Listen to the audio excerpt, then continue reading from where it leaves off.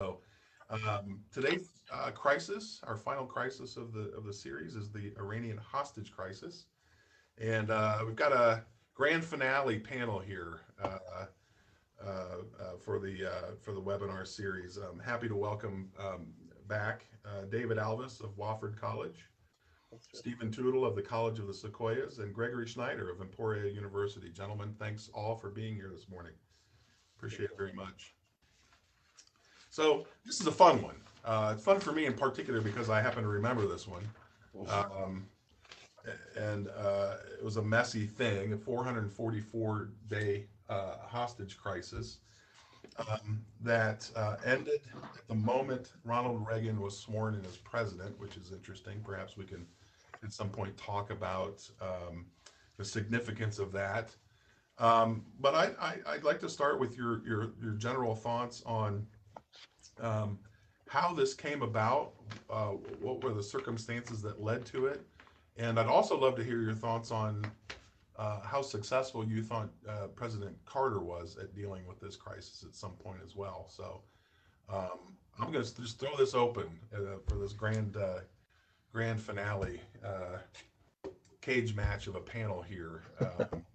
To see what where you want to start with this. How do we think about it? What do you find most interesting about it, and how can we understand it better, especially as teachers? So, anybody want to start? Feel free.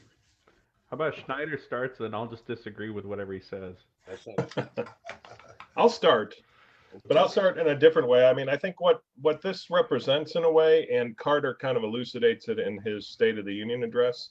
I mean, it represents a transition really in the foreign policy of the post-war American order from Hmm. the Cold War foreign policy, of course, that's still going on and deeply ingrained with the Soviet invasion of Afghanistan in 1979, to the Middle East imbroglio we found ourselves in really since the Iranian revolution in 1979. And these two things intersect, not for the last time, certainly, in the next decade or so until the late 1980s, in a way that is difficult for the United States to deal with. I mean, certainly Reagan struggles with the hostage taking in the Middle East, in Lebanon, and has no better answers than Jimmy Carter to the dilemma of Americans being held hostage, and would actually violate his own views of trading for hostages in the Iranian Iran-Contra matter. Um, and in many respects, it's a difficult thing for Americans to deal with these people being held hostage by radical Islamic groups in the Middle East. It also represents a transition from the Middle East being a kind of pawn in the Cold War, with most of the more radical groups like the PLO, for instance, which were very much tied into the Soviet orbit, and some of the nationalist figures, starting with Nasser in Egypt in the 50s to Anwar Sadat in the late 70s, being tied in with the Soviet orbit too, to, of course, the emergence of radical Islamic movements, the Muslim Brotherhood and others, which would soon be important in Egypt, as well as, of course, the Ayatollah Khomeini in Iran. So it's a very transitory moment in American foreign policy, and Carter speaks to it well, I think, in the State of the Union address, at least in 1980. So let me throw a question back at you. I always look at Carter at this time as somebody who I felt like Nixon knew who he was in terms of foreign policy, right? And maybe we still don't know what that is, but at least Nixon seemed to know what he was doing. And then even Ford, I feel like had, even though he had a very short presidency, he had a pretty clear vision of uh, he would go about implementing like a more human rights based foreign policy. And then, but I feel like Carter had not really thought through the implications of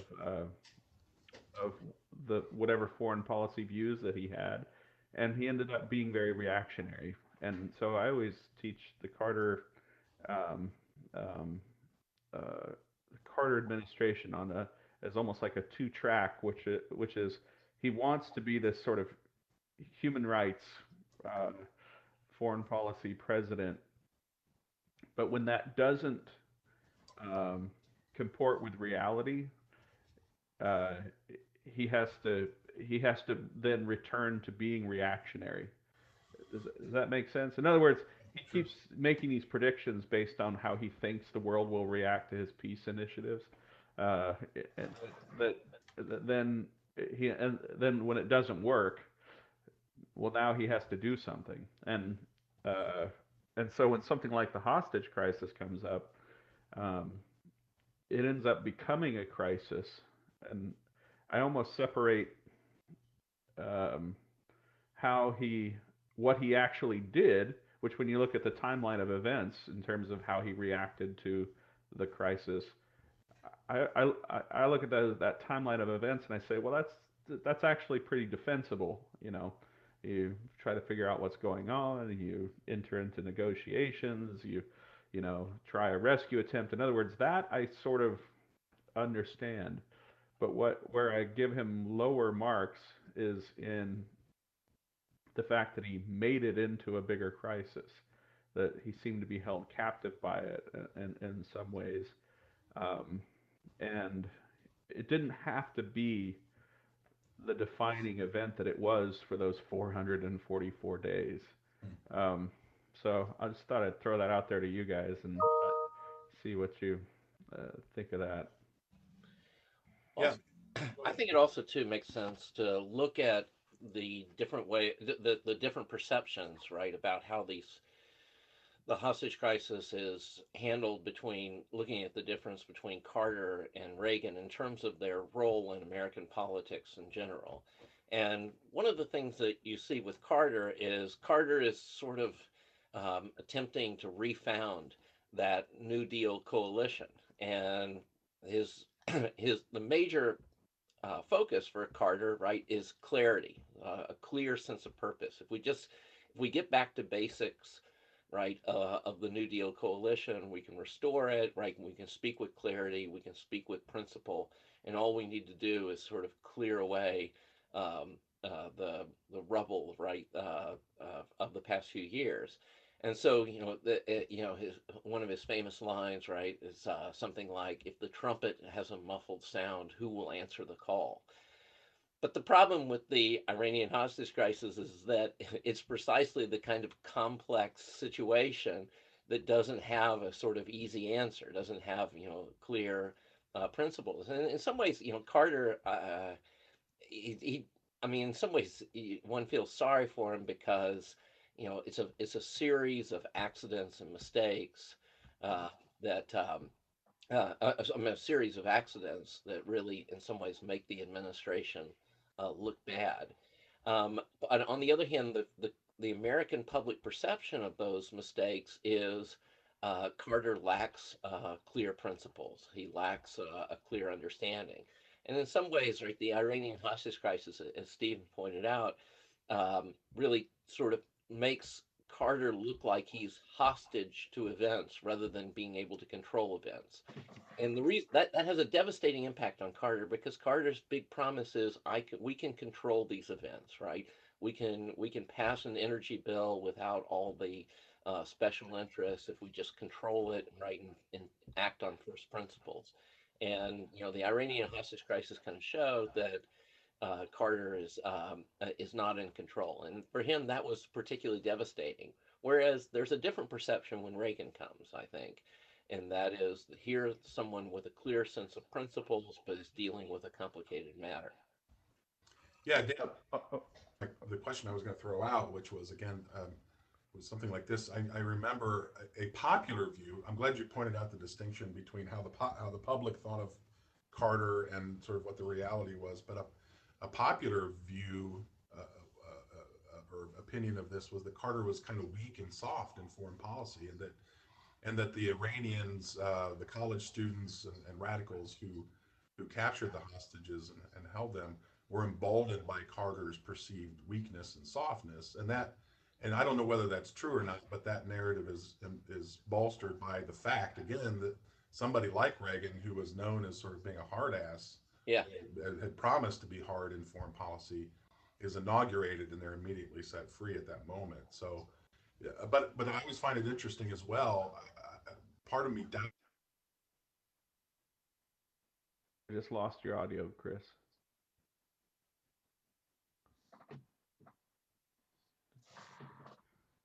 Am I the only one who just lost Chris's audio? No, I lost it too. Okay. Well, I want to ask you guys a question now, Alice and Schneider. How do you think it complicates matters that Carter's dealing with, or doesn't know if he's dealing with a state actor or a non-state actor? Because I always sort of thought of it as Reagan and Carter didn't quite know how to deal with non-state actors, and Reagan ends up maybe handling it better. But I thought, and maybe you guys can think of this. Is there another example, maybe in the let's say Ford or Nixon administration, where Ford or Nixon have to deal with a non-state actor where they handle it better? Because I couldn't think of one off the top of my head. Go back even further, Steve, because I think you have, the situation in Iran obviously is a product of the American decision to participate in the overthrow of Mossadegh in 1953 and install the Shah in power. And you're talking about a culture that still remembers Alexander's invasion pretty well. The Americans, of course, forget this in the 30 years or 25 years after that event, but the Iranians don't. And especially in the 70s, as the economy begins to collapse in Iran, you have the Shah, who's getting billions of dollars of military aid, starting, I think, with Nixon, if I'm not mistaken. And the United States is willing to go along with this because, of course, Iran is clearly important for us as a listening post and as a base of operations against the Soviet Union, going back to the U-2 spy plane in the 1950s. I mean, here, the United States has always had difficulty, I think, in the post-World War II era of dealing with revolutions, which, we're a revolutionary country, but we've had our troubles dealing with, the revolutionary actors, like, let's say, the Ayatollah, who was a revolutionary, at least ideologically, and the type of revolutions that they bring into shape. And we didn't understand fully the feelings of the Iranian people, of course, towards the Shah. Carter magnifies this by praising the Shah just a few months earlier than on New Year's Eve of 1978, I think, when he goes there and gives a toast to him, and 2 months later he's removed. And then Carter, of course, exacerbated through his humanity by allowing the Shah into the United States for medical treatment, which of course is a spark to the takeover. I don't know if Reagan would have handled that any differently or any better. I don't think American presidents were too good throughout the Cold War years at handling these kind of non-state revolutionary movements, which is what this was, or non-state actors. Let's say Reagan certainly had the principles behind which you could bring a greater hostility, aggressive policy towards the Soviet Union, but Carter starts it. Carter changes his policy in the speech in 1980, enunciating the Carter Doctrine, and later in saying that he's going to withhold, sanction the Soviet Union for their invasion of Afghanistan and build up weapon systems like the MX missile and the B-1 bomber. So, I mean, it's Carter who initiates this policy that Reagan inherits in 1980. You have to give Carter some credit there for recognizing that it's not as, his hopes for a more peaceful world were floundering, certainly, by 1980, and changing his policy. He wasn't hard-headed enough. As far as to being captive, I mean, what else is there to do? His rescue attempt, while inspired, I guess, certainly reflected the cutbacks in American military budgets over the previous 3 years, the Vietnam malaise, let's say, the fact that we're dealing now with a different area of the world than Europe, where most of our forces were trained for and, used to training, and all of our equipment and the like was predicated on. So the sandstorms of the desert were not so good for the operation, of course. And he's dealing with a situation in which he has to perceive as if he's doing something, or else even further weaken himself in the eyes of the public. And of course, his approval numbers go up after the failure in the desert, just as Gerald Ford's approval numbers went up after the disaster of the Mayaguez incident in 1976, which turns out to be the people were freed from the Cambodian communists before the Marines even landed there. So these are the problems that the presidents of this era are dealing with. And, Reagan would be flummoxed too, and feel just as much of a sympathy with the hostages and just as much interest in getting them out no matter what as Carter did, certainly. Oh, sorry, I didn't. Go ahead. No, can you hear me okay? I just want to make sure you can still hear me. And I want to make sure David is David Yeah, I'm back. Okay, good, thanks. Go ahead, please, Stephen, please. Sorry. Oh, I was just gonna say there's something rather strange though that and maybe this is just my impression. You guys can correct it if you disagree, but I always thought it was very strange that Carter had these speeches or events where his the immediate reaction would be very positive, you know, like the so-called malaise speech or the action in the desert. But upon further reflection, Americans would say, "I actually don't like that." Whereas uh, in the case of Reagan, it was almost the opposite, where um, he would give a speech that wasn't maybe immediately popular, but the wisdom of it would occur to people after thinking about it. I wonder if any of the other panelists had ever noted that, either with, or maybe I'm wrong about one or both, but do either of you guys or all three of you sort of feel the same way about this pattern of Carter, where you do something, everybody seems to like it, and then upon second thought, they think that actually wasn't so great. Um, Well, it might be that, you know, look, Carter's idealism didn't it didn't work, and it seemed to me that over time he would give these sort of high-minded idealistic speeches about the new way of dealing with foreign policy that required a softer approach. And then, you know, you have this series of culminating in the Iranian hostage crisis, and I think step by step it's easy for people to say, you know, it sounds good, but it just doesn't work. Whereas Reagan, I think, comes in uh, Greg, you know, let me say, Greg, by the way, this is a side of you I've not heard before. You know, you're you know, sort of holding Reagan and Carter up on the same level. I don't want to overdo it, but it seems like Reagan came in kind of hard nosed in this, at least in his language with regard to foreign policy, and people still weren't persuaded of that. Ironically, after 4 years of Carter, but events tended to prove his hard nosed approach to foreign policy correct every time. You know, he would say we need to take a hard line here, we need to take these steps or these sorts of things. People would have a negative reaction to it because they were a little frightened of that kind of talk. But then the Soviets or the Russians or another player or actor in the Middle East would take an action that seemed to vindicate Reagan's hardline stance on things. That's my general view of the question. But Greg or David, I'd love to hear your thoughts on this. Well, I mean, in some ways, you know, you see in Carter going back to on the one hand, he wants this a sort of clarity of principle so that he can uh, occupy a high position of leadership. So he wants to be able to articulate clarity of principles, but also too, usually in the same speech, he would also go about saying there are no easy answers, right?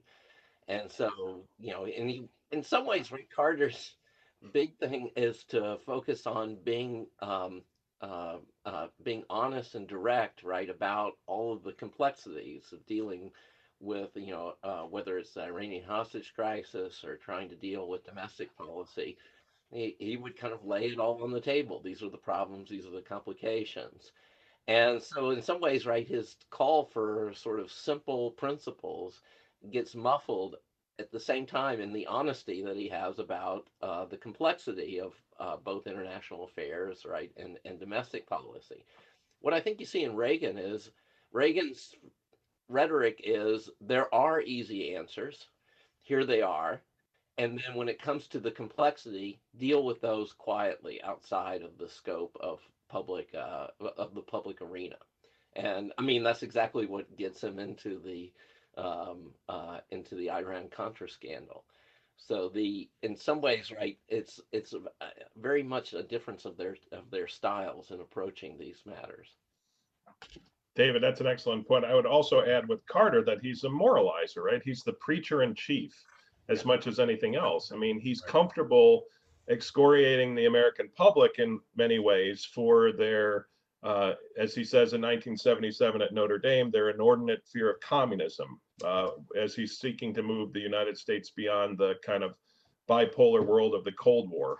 And then Stephen had brought up the famous Malaise speech, the crisis of confidence speech. And I think in which he wears a sweater, Mr. Rogers like, and urges Americans to turn down the radiator or turn down the thermostat. Or is that a different speech? But and the same focus, he's lecturing Americans about wanting less. And Americans don't want less; they want more. They're optimistic typically, and they might agree deep down with what Carter's saying. They might look inward enough to be concerned about the way the energy crisis is playing out and all the other issues. But deep down, they want more. They want somebody who's an optimist. Carter's much too willing to tell the truth, as the way the pastor is on a Sunday morning, that you're sinners and that you have to change. And what I like about his speeches here is he's not so much doing that. He's laying out, I think, the concerns about the changes in the Middle East in a way that makes him much more Reagan-esque, I guess, because it is Carter who shifts the ground away from the Vietnam malaise to a much more aggressive approach towards the Soviets, after, of course, the failures of the previous 3 years to take the Soviets seriously. Right. Oh, Greg, that's really interesting. And again, when I teach the malaise speech in class, we go through it very carefully. But it's look, there may actually have been a kind of malaise, or at least some. It's not. I think part of the misfortune was the choice of the word malaise. There were some uncertainties in the 1970s. Gas prices were in flux. I remember my dad filling up the Volkswagen and just swearing up a storm because the price of gasoline jumped, to 70 cents or something like that. But so there were these sorts of things going on. But for crying out loud, don't tell people there's a malaise. That's Right. Your point, Greg. You don't. That's not what the commander in chief is supposed to. He never uses the term malaise. He never uses the word malaise. Crisis of confidence, right? Yeah. Yeah. But the other big mistake is to put the blame on the American people, as opposed to taking it on yourself, right? That's the other kind of complaint about the crisis of confidence. Mm-hmm. So, for Reagan, right, the approach is, right, we're responsible, right? The blame doesn't belong. The American people are held hostage by a government that doesn't really serve their interests. Mm-hmm. And so it's our responsibility to fix that. Any of you guys read the Onion book called Our Dumb Century? It's No. fake newspaper headlines from throughout the 20th century. But it's the one for Decision 1980 has two pictures of Carter and Reagan. And you can probably find this online, but it says Decision 1980, Carter and Reagan. It has a picture of Carter that says, "Let's talk better mileage," and then a picture of Reagan that says, "Kill the bastards." Yeah. But on the larger point about or point that Greg and I think and David, actually all of you were making earlier about why people had the immediate impression that Carter's approach was good and kind of had the opposite approach for Reagan. I wonder again if some of that doesn't have to do with the fact that although Greg, as you pointed out earlier, Carter's transitioning us in terms of foreign policy away from the bipolar Cold War way of thinking about things. It is still at the end of the Cold War, or the Cold War is still going on, and 30 plus years of living in constant fear of instant annihilation. It seems to me cumulatively sort of had the effect, at least in the public mind to a certain extent, of wanting to take a softer approach and not taking that particular action that might, persuade one side to push the big red button. And again, I'm thinking of Reagan. I remember, there were a lot of concerns on the part of people when Reagan was elected that, he's kind of a maverick. He's a little unpredictable. He's so hard-nosed about things that this could be the end, that Reagan could actually either push the button or take a step, a sort of precipitous step that would cause the Soviets to react in line. And I'm thinking of even popular culture, like I remember this video by Genesis. I don't know if you remember it, called Land of Confusion, and back when MTV played videos. Do you remember this, Greg? And yeah, they portrayed Reagan as this, guy who had nightmares at night and was close to pushing the red button in his sleep, and he was kind of incompetent. And there was that fear. And but I think Carter, domestically, he didn't do a good job of bolstering confidence, at least in the senses that we were talking about before. But it seems to me that people weren't worried that Carter was going to push at least the Soviets over the edge and lead to some sort of nuclear conflict or even expanding conventional conflicts, which a lot of people were concerned about at the time. One important point there, Chris, is that up until the debate, the only debate held in the election, which was only a week before Election Day, Carter was ahead. For the reasons that you said at the outset, that Reagan was feared as a kind of cowboy, that he was too conservative, that he was not mainstream enough. And he puts a lot of that to rest during the debate. But even with the problems Carter had in 1980, which were immense, inflation, interest rates reaching 18% because of the Fed's policy, which Reagan keeps, to Paul Volcker's appointment, which was, of course, a brilliant decision on Carter's part, but cost him politically to get rid of inflation, along with the hostage crisis, which saw Carter, being kind of like Herbert Hoover-esque and not leaving the White House to campaign and not going out of the White House, but focusing intently on just that. All of that damage.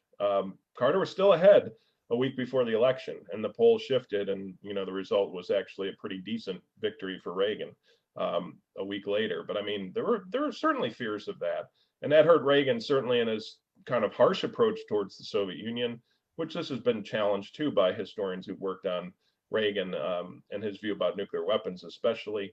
But Carter at least gets the hard line after some failures. Carter's attempt to kind of promote human rights leads to the Iranian Revolution in some respects. It also leads to the Sandinistas taking power in Nicaragua. Not to say that there's lots of good things to say about the Somoza government, but at least they're not communist. And that's something that Carter was blamed for a lot by certainly the neoconservatives. Gene Kirkpatrick in Commentary Magazine wrote about this and wound up voting for Carter still, but then was appointed as UN ambassador by Reagan.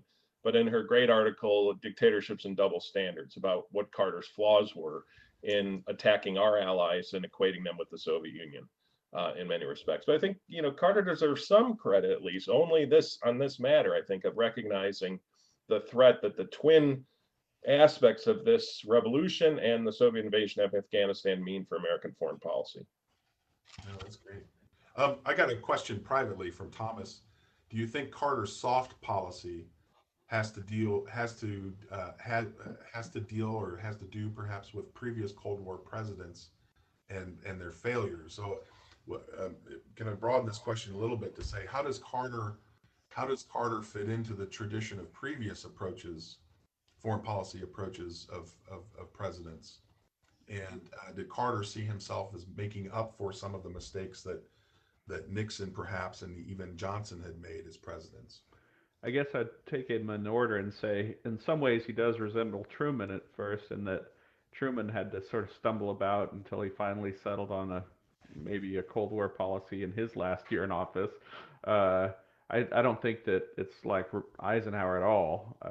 I think Eisenhower had a very clear vision of he wanted to wage the Cold War, and he executed that vision with probably the only remarkable consistency of the entire Cold War. And then I'd say it does resemble Kennedy in the sense that we always give Kennedy credit for being a good crisis manager of a bunch of crises that he created. And in that sense, we give Carter credit for eventually, by 1980, he had a pretty good foreign policy with the Cold War. Johnson, I guess the similarity might be that you perceived as being captive of events because of the lack of vision. And then Nixon, I don't know what he was trying to do. It's too hard. Ford, not in office long enough, but I mean that's kind of the briefest of overviews of how I would put him into a context with his immediate predecessors. I would go much more short term and just say that both, Carter, Nixon, Ford, Carter in that order, I guess, were all the détente presidents, right? That they all continued that policy. They all sought improved relations with the Soviet Union, even as the Soviet Union was expanding its reach through revolutions, through victories of communist governments in the so-called third world areas, at a place greater than any other point in its history. And in some respects, that was because of the inflation, of course, in the world at the time, which made oil prices high, which the Soviets traded for hard currency to buy weapons.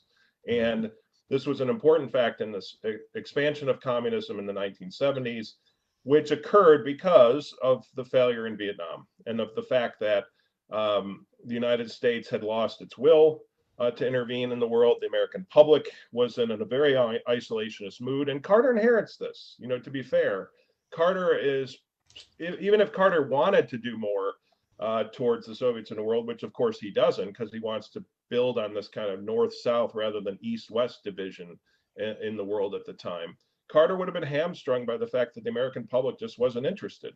And this is very similar to Obama in the wake of the Iraq War, and you know, and the spread of ISIS in the Middle East and the things that occurred under Obama's watch. The American public wasn't interested in this as much, even as it came here, certainly in attacks on our soil. So in many respects, I think Carter faces this dilemma that certainly Nixon and Ford did not immediately. And Carter's instincts are to react by focusing on different ways of approaching détente, including continuing arms control negotiations and getting SALT II ratified, which he wanted to do, as well as maybe seeking to move the country towards a much more poverty versus developed world context, which could have changed the face of American foreign policy away from the Cold War. But he's, you know, as everybody has said, Stephen and David, I think he's captive by events. You know, events keep pushing him away from that. And certainly the Iranian Revolution does, the hostage crisis does, but then the Soviets' aggressiveness in Afghanistan is the kind of the icing on the cake for him. Yeah. Can I ask a quick? One other comment too is to think about Carter in light of his Democratic predecessors. So, you know, for the Democratic Party, ever since FDR, the way that you held the two wings of the party together, the southern wing and the northern wing of the party, was the northern wing got the social programs that it wanted, and the southern wing got anti-communism, right? I mean, or containment, right? And this was kind of the way that you held the two wings of the party together, right? The South didn't really care so much about social programs as they cared about the containment policy or anti-communism, and northeastern liberals didn't really care about the anti-communism, but they liked the social programs. And so the thing is that right by the time you get to Carter, right, that southern wing of the party has gone Republican.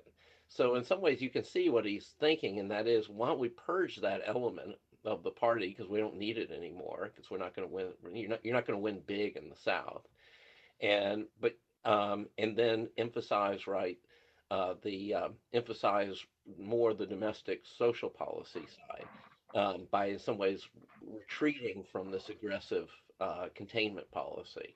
And it's clear by the time I think you get to the Iranian hostage crisis that that's not an easy fix to the problems, right, with the New Deal coalition by the time you get to Carter. And so in some ways it isn't purging the party of its elements that will make it more unified. That's fascinating. I did want to ask, and maybe we can answer it now or skip it and circle back to it. I did want to ask about the influence of that shift in the parties, David, on the election in 1980 as well, if that had a major effect on Carter's or on Reagan's victory, how that perhaps realignment of things had an effect. But I had a specific question, actually, maybe for Greg, but if anybody wants to jump in, please feel free. Because Greg, you mentioned you reminded us that Nixon, Ford, and Carter are the détente presidents. Did détente mean the same thing to Carter as it meant to Nixon? It seems to me that they both use the language of détente, but I've always thought that it meant something very different, or at least Carter and Nixon had different ends in mind as they employed détente. I think that's accurate. I think, though, that on the basic premises of détente, which is now that you live in a multipolar world order, that can't be totally manipulated anymore by the bipolarity of the Cold War. You have OPEC, which is a new emerging phenomenon, and the Middle East is going to be more powerful as a result. You have the common market in Europe. You have Japan's emergence as an industrial power. I think all of those things, they all accept in many ways. And then, of course, Nixon's great achievement of opening China, and then Carter fulfilling the long sought goal after Mao's death of normalizing relations with China, which he does in 1979. All of these things were very common to the presidencies of the 70s, as was, of course, the continued negotiations with the Soviet Union on grain, trades of food and farm commodities, on arms control, which Carter does as well. It's funny that Carter clamps down on the grain exchanges and trade with the Soviets, which makes him very, very vulnerable in the 1980 election to the farm bloc of the Midwest, who Reagan hammers him over this. Who is won by Reagan, and then Reagan then reverts back to trading grain to the Soviet Union, even though he's the hardliner, as it turns out. So, I mean, in many respects, that has a political cost to Carter, in a large way too. But I think Carter's consistent enough on détente to be labeled very similar in his goals. Like I said, the big change in Carter is just his shift to the North-South position, and it could be partly too. Carter's a new Democrat in a way. He's not a New Dealer. He's fiscally conservative, probably the most fiscal conservative president since Eisenhower. He wants to control the budgets, which are runaway. He wants to deregulate industries like railroads, airlines, trucking, which he achieves. He's in favor of controlling spending as much as possible. He doesn't go along with the liberal wing of his party on certain measures for jobs creation and those sorts of things. So I mean, he's very much a conservative fiscally on economic matters, and a budget hawk, which makes him kind of unpopular. That's why you get Ted Kennedy running against him or challenging him in 1980. It wasn't because of Iran hostage crisis. It was because of the economic problems and the fact that Carter wasn't really representative of the New Deal liberal tradition in that period. Anyway, I'm rambling on, but those are things that I think distinguish him. But I think for the most part, détente is pretty similar among all three presidents, with the exception of means to get there. Oh, that's great stuff. Stephen, you gonna? Well, I guess I think I always put Nixon in this sort of special category. I think my impression is that Nixon was still trying to win. He was still trying to achieve victories in some kind of zero-sum game that would eventually end up with the Soviet Union losing. And sometimes I think, and I don't know I don't think that's what Carter's game was. I don't know if Carter was trying to win the Cold War, and so I guess I'd have to think about this more. But and then the other thing the other thought was we breezed past this a couple times with the Reagan in the South, but I would just point out that Carter carried the South in '76, and in particular, he overwhelmingly carried the kind of what you'd call white working class voters in the South. And in 1980, Reagan doesn't win those voters outright, but he does split them. But it's still not. It's not like. I mean, people make it seem like the solid South for the Democrats just switch, which is certainly not the case. And by the way, they also vote for Clinton in '92. So it's the typical version of how the solid South is described, and it's not quite as solid as upon closer inspection. Yeah. The other thing about Carter is this kind of moralism makes you think. It makes you think that what his goal was to get people to act differently, rather than, like I said, to destroy it. So one of my old professors would describe Carter's foreign policy as a reward enemies, punish friends, and which is which is what leads to this kind of reactionary foreign policy until 1980. The other thing I'd say about his moralism is it led him to do very bizarre things. You know, he made enemies he didn't have to make. I always think about it's a small incident, but in many ways there are these little moments from the Carter presidency where you say like, I can't believe he did that. And I'm sure most of you are familiar with the story about the White House tennis courts schedule. That's maybe the more famous one. But I also think about how he treated Tip O'Neill at the inaugural, which is he decided that he was going to use his own inaugural ball as an opportunity to settle Tip O'Neill's hash and teach him who's boss. And so he ended up putting him at a table like outside on the balcony or something. And you just think, who does that? You know, you take the person who's should be your most important ally in the house, and you decide it's a great idea on the night of your inauguration to settle his hash. It's bizarre. Making enemies where he doesn't need to. Yeah, Reagan certainly didn't do that. Right. Yeah. I'm sure, but if somebody else wants to tell a tennis court story, you're welcome to, because that one's the better story anyway. Sometimes there's just dumb luck. I mean, think of this. Go back counterfactually and say, what if Reagan had won the Republican nomination in 1976, which he comes very close to doing, and Ford magnanimously invites him to the stage and allows him to give a speech, which he does, and some of the people in the crowd were alleged to have said, we nominated the wrong guy because of Reagan's ability to communicate and deliver kind of perfunctory remarks that he did at that time. And just think if Reagan would have won in 76, there wouldn't have been no Reagan revolution. First off, you had a Democratic majority, huge Democratic majority in Congress, which Reagan would have had to work with. At least Reagan had the Senate for his first 6 years in office as Republican. Reagan worked well with Tip O'Neill, unlike Carter. Carter didn't work well with the Democrats in the Congress at all. In fact, they hated him, and vice versa. Carter was kind of arrogant in that respect in his relationship with the Democrats. So think of what the problems Reagan would have faced.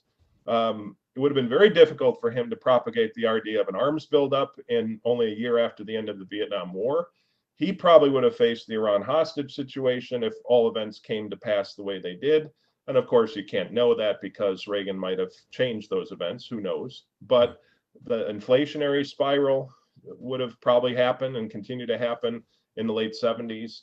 And sometimes there's dumb luck. Allies help. So Carter didn't have a very strong Western alliance, but Reagan did, with the election of Margaret Thatcher, certainly, with Pope John Paul II's coronation, is that right? But the arrival of Pope John Paul II in the fall of 78.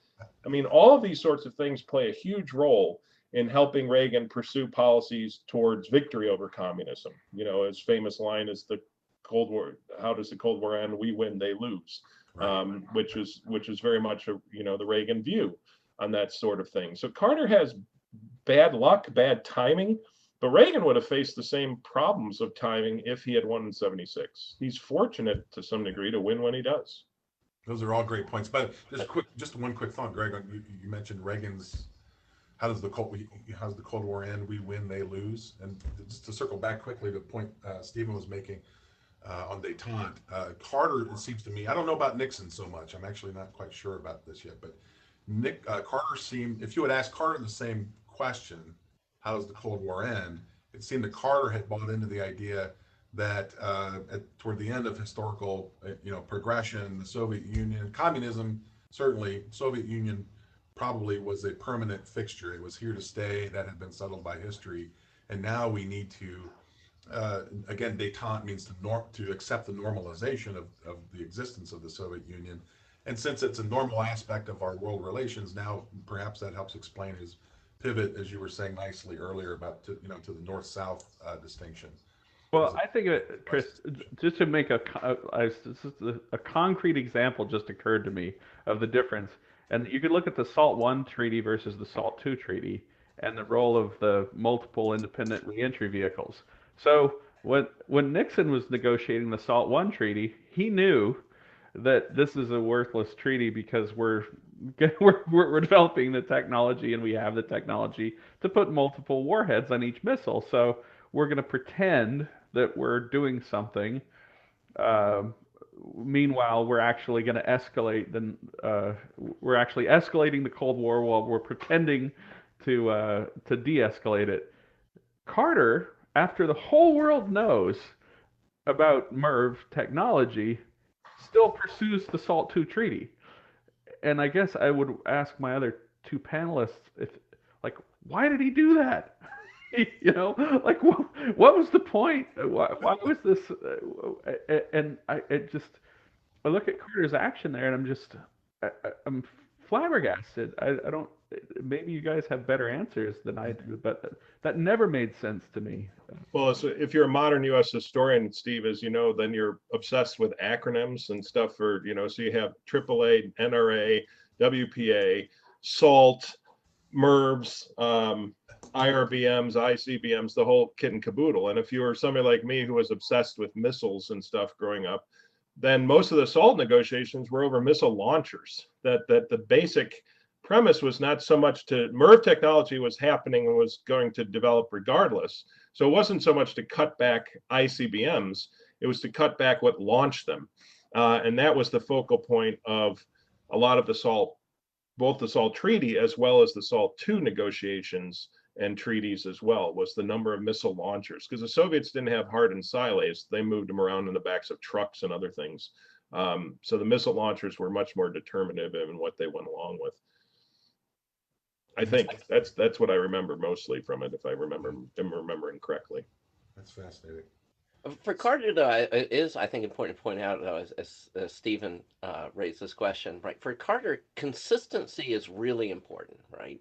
Because there's a lot more at stake for him to be consistent than there is for Reagan. Because if you remember, and Greg was talking about this earlier, when Carter comes in, there's a promise that we're going to have a rebirth, right, of the Democratic Party. We're going to purge all of these special interests from the party, and it's going to be reborn.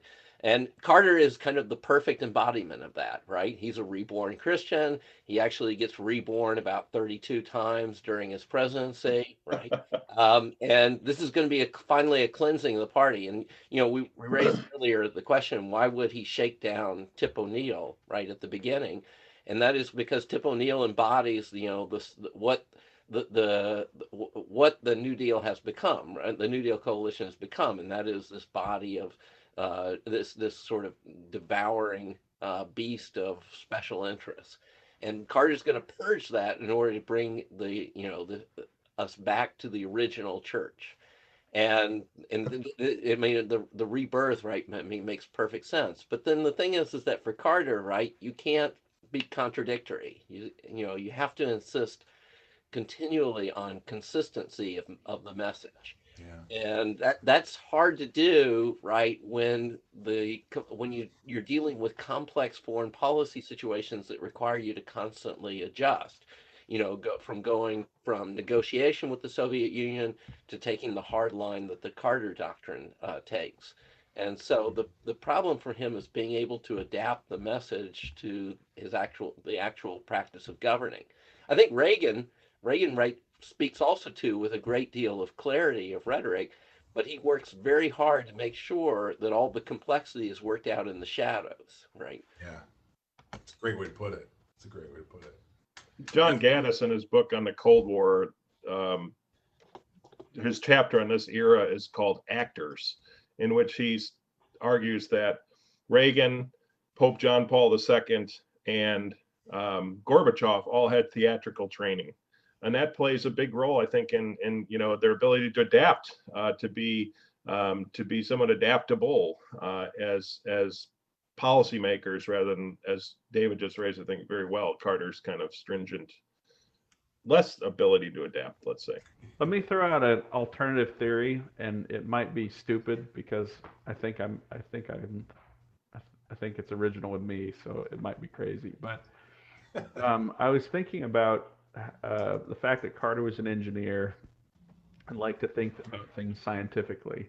And I've been thinking about this a lot lately because of, I don't know, kind of nature of truth and why bother studying history if you can just look it all up on your phone. And the scientists versus people in the humanities approach truth in a different way. And this matters especially for Carter because Carter wanted to be the big truth teller. And I think about what does it mean to tell the truth if you are somebody trained in the sciences? And somebody trained in the sciences, there's this body of knowledge, and then that you're adding truth onto, right? And if you're an engineer, it's this long complex problem that is true until the entire system collapses, and that's where we get the term paradigm shift from, right? And I always thought of Carter as being somewhat in that way, which is he thinks he knows what the formula is, but he keeps encountering a world that his formula doesn't explain, and so in a way, you go from being to being a rigid and reactionary, whereas the nature of truth, and when you said actors, this is what triggered this in me, but when you think about what truth is when you're in the humanities, think about how Calvin Coolidge described the nature of truth.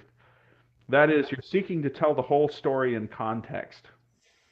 And when you're able to tell the whole story in context, the way that Alvis just described Reagan, right, then you're telling the big picture truth, and then working out the details later. But in a way, in some ways, these terms that we use, like rigid versus harsh, or which one of these guys was the real hardliner? Well, which one was flexible? Well, it turns out Reagan was very flexible with implementation. Let's work this out. Let's work out the details later. But he was very rigid, or I guess the other classic essay would be The Hedgehog and the Fox. Mm-hmm. That Reagan is the hedgehog. But if you keep calling yourself a truth teller, you better have a well-developed, or have the ability to describe the truth to people. You better be a good actor. You better be a good storyteller. I think that's a great point. By the way, Reagan could tell the truth, but he didn't always tell it directly and bluntly. He could often tell a joke or a story, and people would get it. You know what I mean? He had that Lincoln-like ability to do that. Carter didn't seem to have that ability. Carter had to be truthful and bluntly truthful at all times. I had always thought it was because he thought that would perhaps win the confidence of the American people if he was always perfectly honest with them. But it may have something to do with what you're suggesting, Stephen. Well, I guess I just like quibbling with what it means to be honest. Yeah. Because it implies somehow that Reagan wasn't being honest and that Carter was. Well, maybe the important way to be honest with people is to keep putting the truth into context. Yeah, right. But I'm again, I don't know why this popped in my head. I remember didn't Carter do a Playboy interview for Playboy, right, where he famously said, "I have lust in my heart." Yeah. And without any real context, and that's not necessarily the best thing you want to hear. Yeah. It may be true. Right. It may be true, but you don't have. You don't have to say that. Yeah. Right. He said that he had lusted for women in his heart. That's right. And that he screwed. Used the euphemism "screw." This is after, he came out as a born-again Christian and got strong evangelical support in 1976. Right. And almost lost it. It was on the eve of the election in 1976.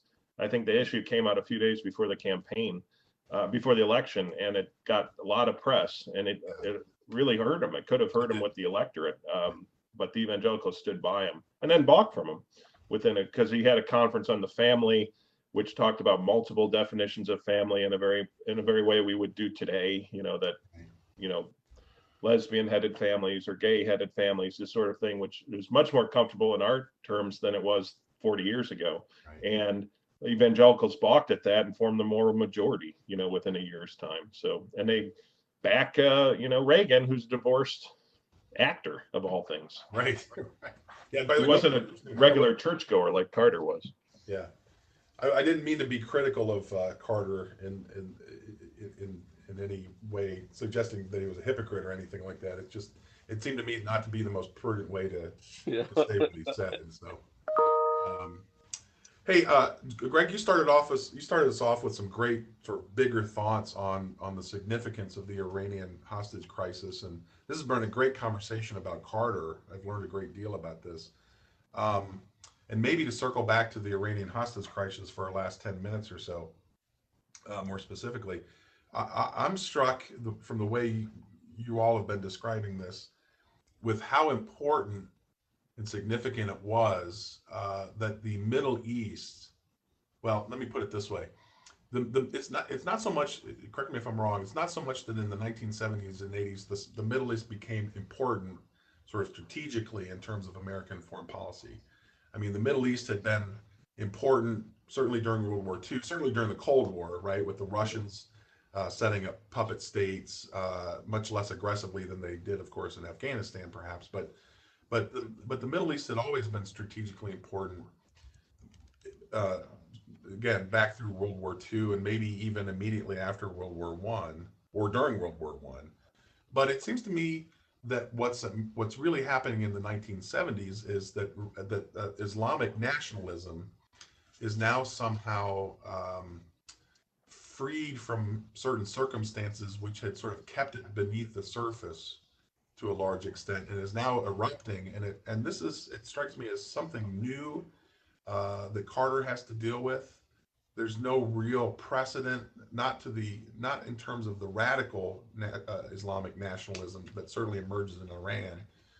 And I wonder if Carter can teach us anything, or had something to teach future presidents about how to deal with this relatively new problem. Not again that the Middle East was not important before, or was important before, but that the really new and potentially disruptive threat or problem in foreign policy is the emergence of radical Muslim nationalism, as we see in the Iranian Revolution, which Carter didn't seem to be prepared for. But on the other hand, how could he have been prepared for something that hadn't really sort of reared its head before this?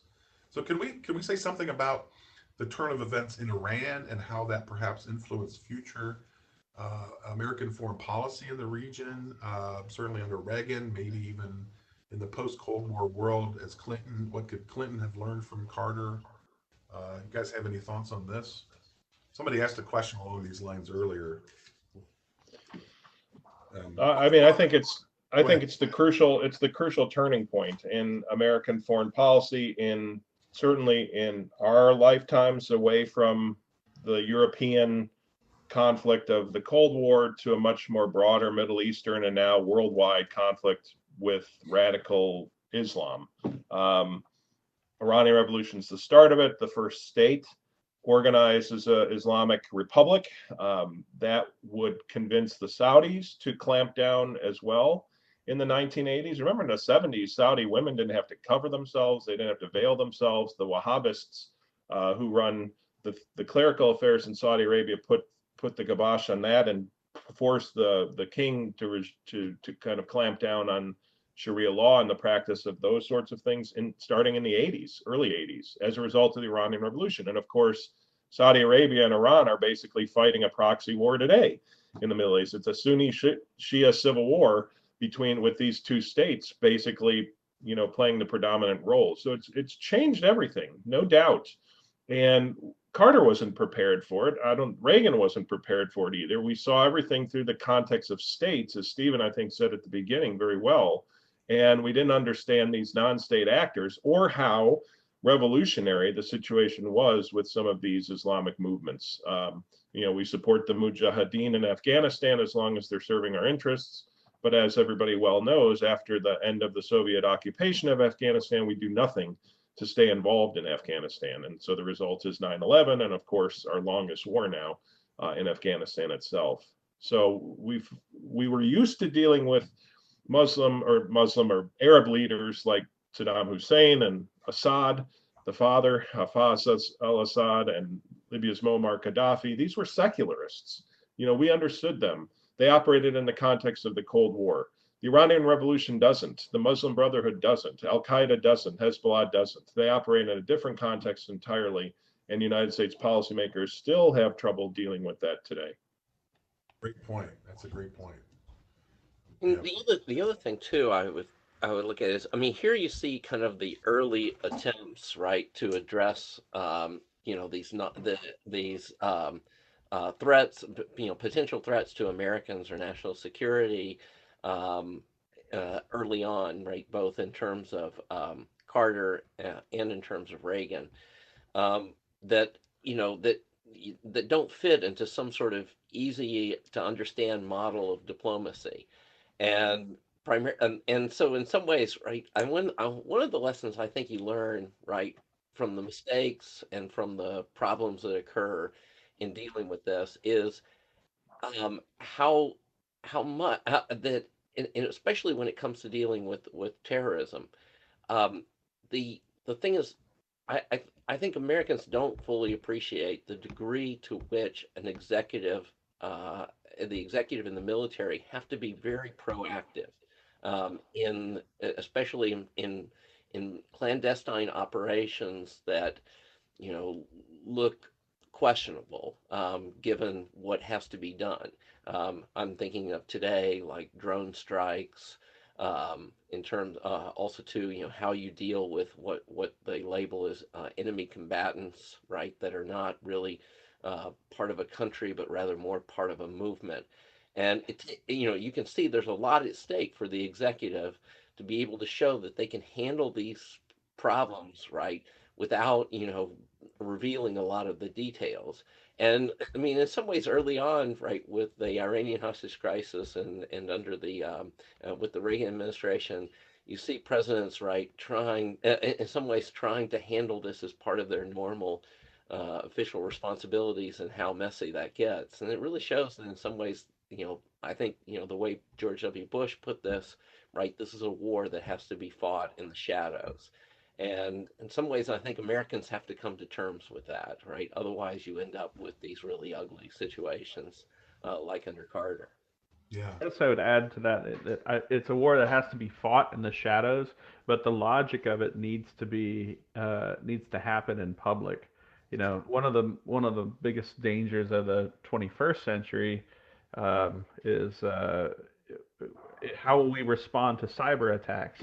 Is a cyber attack a real attack when it begins to have physical uh, implications in the real world? And we just simply have no. I would just say we have no national consensus on any of this. Not just how do we deal with a cyber attack, but how would Americans deal with state sponsors of terror? And it seemed like the Bush administration, the second Bush administration, at least, was maybe the only one to really at least have some kind of a intellectual process or policy that attempted to lay this out. But you think back to the first Bush administration, or Reagan, or Carter, or Nixon. You just don't even.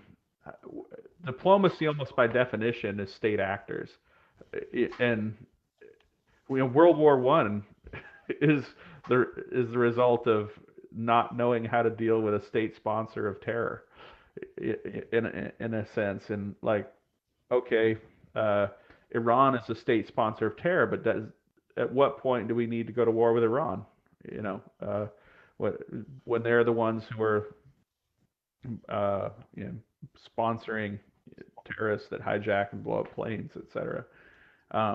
And there is no consensus, and nor do I see one in the foreseeable future.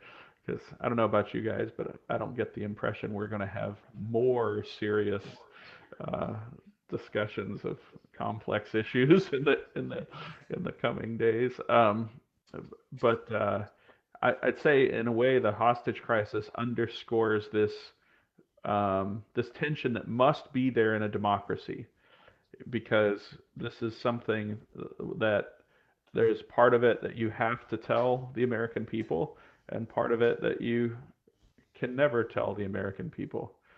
Um, you, you look at the debates that are going on right now with congressional oversight of Intel, um, and you say this is a very live issue of what does the public have the right to know, and what do the sources and methods guys have the right to keep secret. And um, again, I don't think any fair-minded person would blame Carter for that.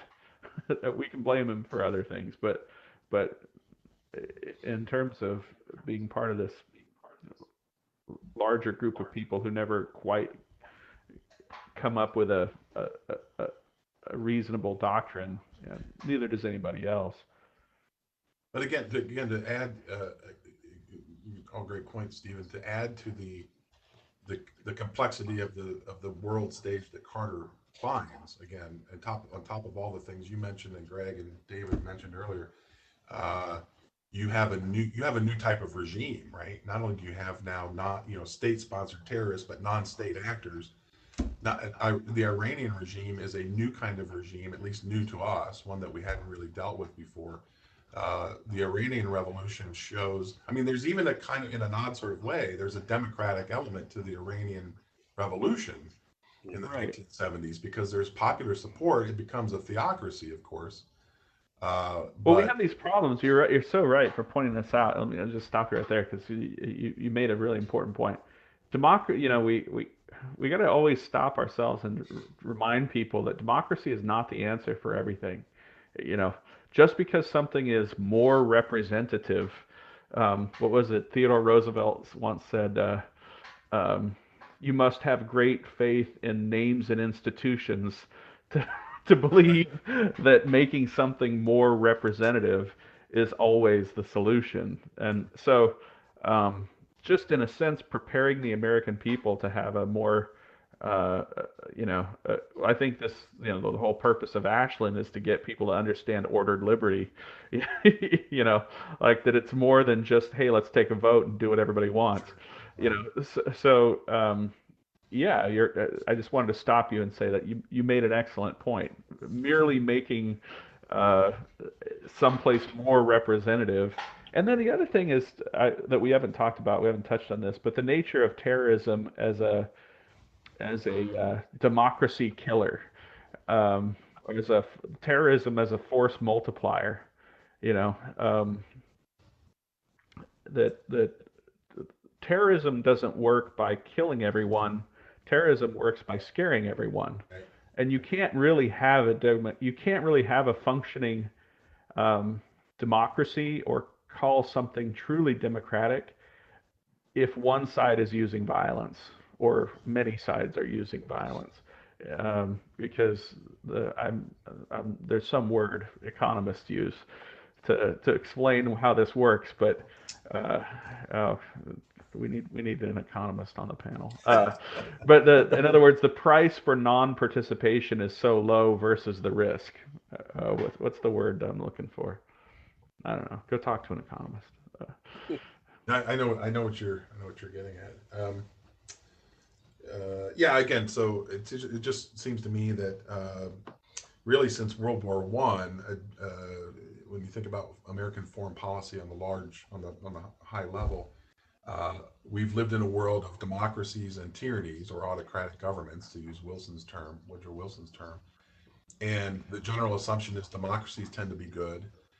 And then when it comes to the state tyrannies, again, still thinking in terms of the state, the question for us in foreign policy is: are they good tyrannies, or are they friendly tyrannies to us, or are they enemy tyrannies to us? That was the distinction we had to make. And then you've got Iran after the 1970s, and I think there's just been a lot of confusion and unclarity and an inability really to articulate that clearly to the public. Let me say we keep we keep being, I want to be more specific in my criticism of Carter and this sort of truth-telling thing. Part of leadership is explaining to the American people how you prioritize crises. You must prioritize leadership, and you're not lying to people. If in a way, if you tell everyone that every problem is an 11 out of a 1 to 10 scale, then that's a lie. you know, uh, and part of what we would consider statesmanship or leadership is this educational function that the president is supposed to have to to tell the American people that we live in a grown-up world, and we have to prioritize which of our problems we solve first. Um, and not, you can't simply roll out of bed one day and proclaim what we're for tomorrow is we want to see the overthrow of every single torture chamber dictator in the world. Right. Right. And we're going to equally work on all of that at once. It's just um, what's the old saying? If if everything's an 11, then nothing is an 11. Right. Right. Sure. You have to be able to rank your torture chamber dictators. Right. Right. Well, and also, I mean, that brings us to the question of thinking about foreign policy today, because the Middle East really forces us, I think, to think about this, and that is, if you look at the 20th century, we've tried to reconcile, I think, two incompatible ways of thinking about foreign policy. On the one hand, we say, right, that a priority is national interests, right, our nation's interests in foreign policy. On the other hand, we seek what is good for other people. And that ever since Wilson, right, that's been the kind of the foreign policy, is to reconcile our interests, right, with doing what is best for others. And the problem that many of these situations illustrate is it's really not possible to reconcile those two. Either you have to have a foreign policy that starts from the premise of what is good for this particular people, or you have to start with what is good for us. Like Greg brought up earlier, Somoza in Nicaragua. And, I mean, there you have a terrible dictator who's probably more terrible than the Sandinista government that followed. But at the end of the day, right, one regime is going to be helpful to us, the other is not. So the question is, which is going to be your foreign policy? Because you can't really do both at the same time. Yeah, those are great Go points. ahead. Thank you. Thank you. I was struggling with my unmute button. It kept sticking. Yeah, Like, I would just say I think the presidents who have been the most successful are the ones, and this is now me making a partisan political point, so you can toss it out if you think I'm a crazy person. But to my mind, the presidents who have done the best job of this are the ones who have explained the relationship between ideals and interests. That is to say, that we act when it is in keeping with both our ideals and our interests. If it's just our ideals, we don't do anything. If it's just our interests, we don't do anything. But if it's in keeping with our ideals and our interests, then we begin ranking the things around the world that we would like to see happen, and start going in, working big to small based on ideals and interests. And I'd say that the two presidents who maybe did it best, from my mind, were Eisenhower and Coolidge. But obviously, that would be a that's an interesting. like I said, I'm crazy, so you got to discount what I say. Weren't they running mates? Only in my dreams. Only, when I go to sleep. You weren't out late last night with Hayward, were you? I mean, you're no, yeah. Where are you coming up with this stuff? I don't Yeah. know. That's good stuff. That's all good stuff. I wanted to. We're really at the end of our time. We have about a minute left, so I hesitate to throw this out there, but I think it was David mentioned the importance of presidential decision making in this new complicated world. Can we take a minute just to say something about Carter's decision to initiate the rescue mission Do we know anything about what, how involved Carter was in the planning of this? How did he think this through? We know it failed, but and there were actually more than one. There was more than one attempt, I believe, right? Right. No, this was the only attempt. Oh, there was only this one attempt Yeah. during this. Okay. In April of 1980. So Carter was obviously involved in terms of the being briefed on what the plan was. It was a Delta Force operation, if I'm not mistaken. And Carter supported the operation, thought it was workable because he's being told this, of course, by his defense people, that this is a doable plan, which was to land, 30 some miles out in the desert of Tehran, drive into the embassy, free the hostages, go back out into transports and fly them off to America. It seems kind of cockeyed, but it seems also incredibly American and optimistic that we are able to do this and we're going to bring it about and we can do it. And it would, of course, be seen as Carter doing something, which I think certainly within 6 months by that point of the Iranian hostage crisis with, Ted Koppel on ABC News every night at 10:30, America held hostage day 265, talking about, which becomes Nightline, of course, after that, since there's no other America held hostage after Reagan comes in office, then it just becomes Nightline. Right. But, all of those sorts of things play a role in Carter's, I think, decision to go ahead with the operation. We didn't have a good track record of doing this. The Mayaguez, as I mentioned before, Cambodian American ship taken by Cambodian communists, and Ford sending in the Marines, and more Marines dying in that operation than were freed because the hostages were already freed. I mean, in recent years, anyways, we didn't have a good chance of doing this. It's go ahead, fast forward ahead to Zero Dark 30, and the Right. SEAL Team 6. My God, it's a major change in the way we do these things. But it was just a poorly thought out, planned operation. But like I said, it raised Carter's profile and certainly helped him in the polls, which was, it's an election year. I don't know if anybody's ever made that argument about the reason for doing it then. I'm sure it's in his mind, no doubt. That's great. Just think if it would have worked. Yeah, it would have been amazing. Yeah. I have a couple points before I know we're running out of time, and I really want to get your thoughts on these things. First of all, as I was boning up on stuff to get ready for this, I was shocked at how little there is that's new. And then second, I happened to pick up an old copy of Stephen Ambrose's Rise to Globalism, and he just flat out says that Reagan conspired to not allow the hostages to be released, which I was shocked at how directly that he made that accusation. He didn't plagiarize it? Yeah. Well, maybe he did. And then third is that nobody ever told the tennis court story. So one of you has to tell the story of all the tennis court story is that Carter was such a detail-oriented person that he knew the schedule of the White House tennis courts, whereas Reagan took naps and ate jelly beans. Yeah. Right, yeah. Carter also there's a presidential suite, right, for the DC Opera, right, and Carter would check every evening, right. He would create the list for who would be able to have his box for that evening's opera performance. That was how much of a micromanager he was. Wow. David, that sounds terrible, but having done research at the Carter Library, where you have very detailed responses by Carter on memos having to do with railroad deregulation, which most presidents would yawn at and say, give it to the transportation secretary.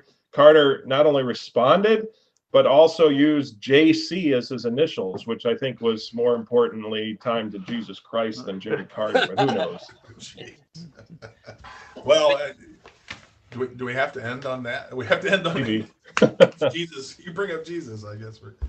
That's great. Very That's how you informative. end all discussions, right? I wish we could go on for another. I'm sure we can go on. Carter's a fascinating guy. This is a fascinating topic, and as always, I've learned a great deal from the three of you. Thank you very much for another lively, interesting conversation. So, thank you. Really, really do appreciate it. Very well done. And I also want to thank people who submitted questions. Also, I'll remind you really quickly about the email that you'll get with the link for your certificate of participation. Hope to see you all in August when we'll pick this back up again with a new series. The theme next year will be Great American Debate. So the ideas will be pairing two or more historical figures and their speeches over particular issues in American history. So you'll be getting an email with some information, should be by the end of this month, which will also include information for how you can sign up for that webinar series next year. So again, thanks everybody for joining us. Hope you enjoyed it. I'm looking forward to August when we begin again. Until then, take care. Thanks.